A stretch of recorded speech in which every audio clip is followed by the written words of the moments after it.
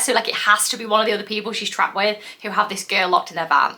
Hey guys, welcome back to Francesca's Books. I'm Francesca, these are my books, and today I've made myself a very much needed iced coffee. Just a little side note, who is proud of me? I made this, I didn't buy it. I got this little glass to make sure that I stopped buying coffee out. It's kind of working, kind of not, but it's reduced a tiny bit. Okay, so the reason we're here, this is Thriller Books by Trope Part 2. If you missed part 1 of this video, I'll link it down below, but in this video, the thriller book tropes we're gonna be talking about are paranormal thrillers, the best missing person thrillers, and road trips gone wrong. Let's go. So before we dive in, I will caveat that these are just in my humble opinion. There may be other better books by Trope in your opinion, or like by other booktubers by all means.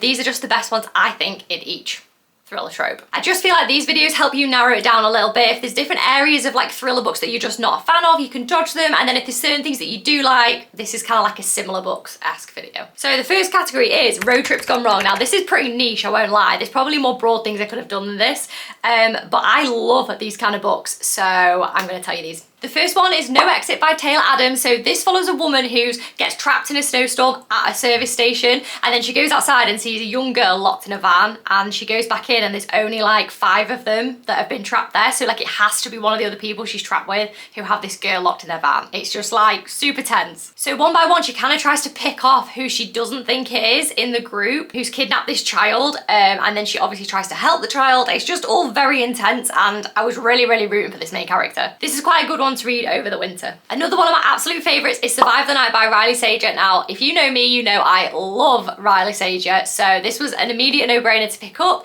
It is a little bit different to some of his other books, but I really do like it nevertheless. So this book follows Charlie, who wants to get across states of America to get home from uni, and she sees another fellow, like college student, that's driving that way, and he's just offering if anyone wants a lift as well, and she's like, oh yeah, amazing, of course, don't have to do it myself.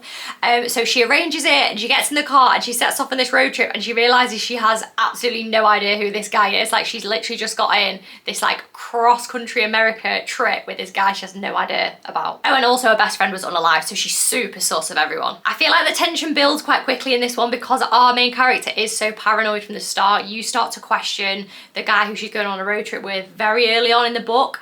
I really like this. I gave it a full star, but as I say, it's definitely one of Riley's less popular books, so take with that what you will. And finally, 5 Survive by Holly Jackson is another great road trip book. So this follows Red and her friends. They have like an RV over spring break, and they're gonna go like road tripping, I don't know, England, America, I never know. And then basically all 4 of the tires on this like big van that they're all staying in all get slashed, and they're like, surely not all 4. And then a sniper starts shooting them out the window. So yeah, it's not looking good for them, to be honest. So this is a YA thriller, which makes it super easy to read. So like if you want like a quick book to fly through, if you're on a road trip or something and you want something that's just like a light read but also a thriller, this would definitely be my go-to. Another honourable mention in this category, which I haven't actually read but I keep getting recommended every single time that I talk about these kind of books, is Run Unread by, I think it's Noelle W. Hill. But I know that book follows 2 girls on a road trip as well, and they're being tailed by like an unknown car for like ages, and then that's kind of where the book starts. I've not read it, so I can't personally recommend it. I just know it's definitely one of those that people recommend in that category, so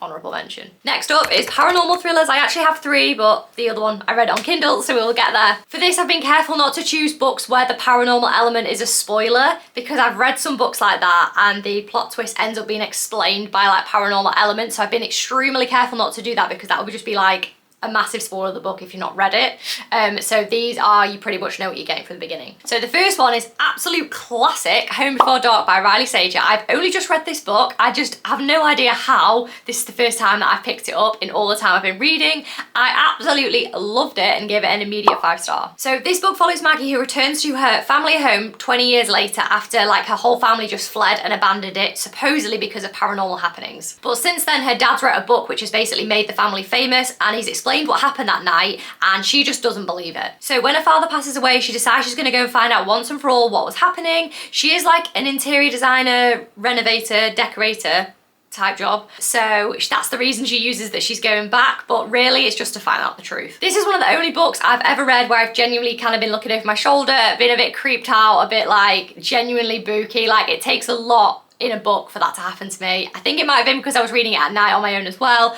but the vibes were just amazing. So the next one is Hidden Pictures by Jason McCurlack. Now this is a paranormal thriller, but like it borders on it. It's only just a paranormal thriller. So if you're after something that's kind of like spooky but not super spooky, this one is the one. So this follows a nanny, Mallory. She goes to look after a really troubled child, Teddy. He draws like really weird pictures. Let me see if I can find one. They are actually pretty creepy in themselves.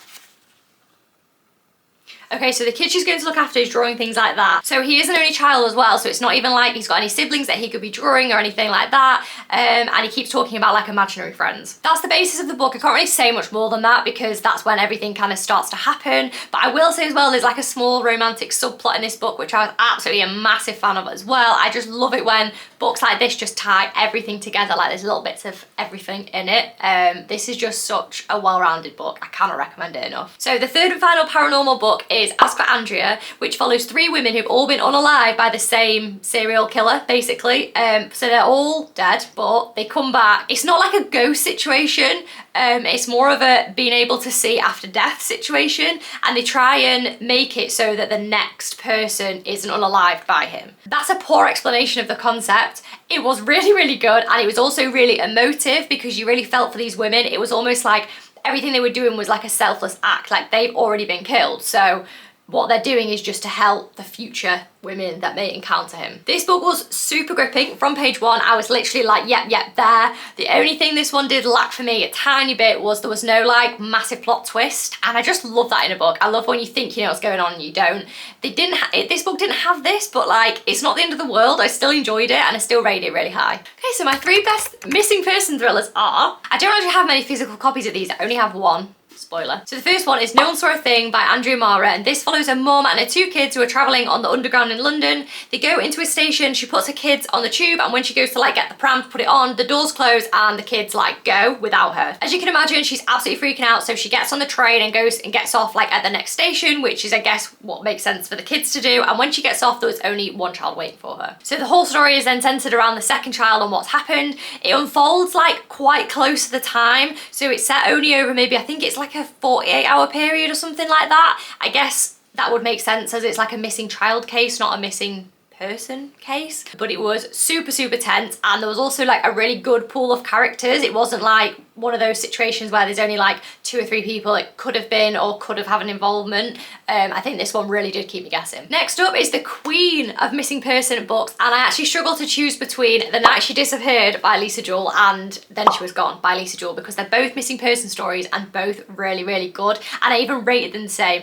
But I've gone with this one because this one had so much more of like an emotional impact on me, and I probably think about this one more than The Night She Disappeared. So this book follows Laurel, who's the mum. Her daughter Ellie went missing like 10 years ago, and then she gets a new partner like all these years later. She's tried to heal, and he has a daughter who looks exactly like Ellie, her missing daughter, and it's all very creepy. So she starts feeling all these horrible emotions all over again, and she's just had enough. She's like, right, I'm gonna figure out what's happened to my daughter. This has gone on too long. I feel like the overall story arc for this one, for once, I did actually guess kind of where this was going, but the actual grip it had on me just made it a brilliant read. I love it. I just absolutely loved it. If you want a book that's powerful and moving as well as being a good thriller, then this one should definitely be your go-to. And then the final missing person thriller, as it says on the tin, is Local Woman Missing. So this follows the story of 2 women and a teenager that went missing from quite an affluent neighbourhood 10 years ago. And then in the present, a teenage girl who's been held captive escapes. This book was a little bit slow to start. It took me a little bit longer than normal to get invested, but once I was, it was incredible. It was brilliant because as soon as the characters were like fully introduced and the story had set itself up, the twist did start happening immediately, like probably the halfway mark. This is just another book that's so underrated and had been on my hypothetical shelf, my Kindle shelf as it were, for so long, and it just took me so long to pick up, and I really, really don't know why. But if you're in the same position, definitely pick this book up. So the best road trip gone wrong books are Survive the Night, No Exit, and 5 Survive. The best paranormal thriller books I've read are definitely Home Before Dark, Hidden Pictures, and As for Andrea. And if you're after a missing person thriller, No One Saw a Thing, Local Woman Missing, and Then She Was Gone should definitely be your go-to. If you've read any of these books, let me know what you thought, and if there's any other thriller tropes that you'd like to know my favourites on, do let me know as well. Don't forget to like and subscribe, and I can't wait to see you next time.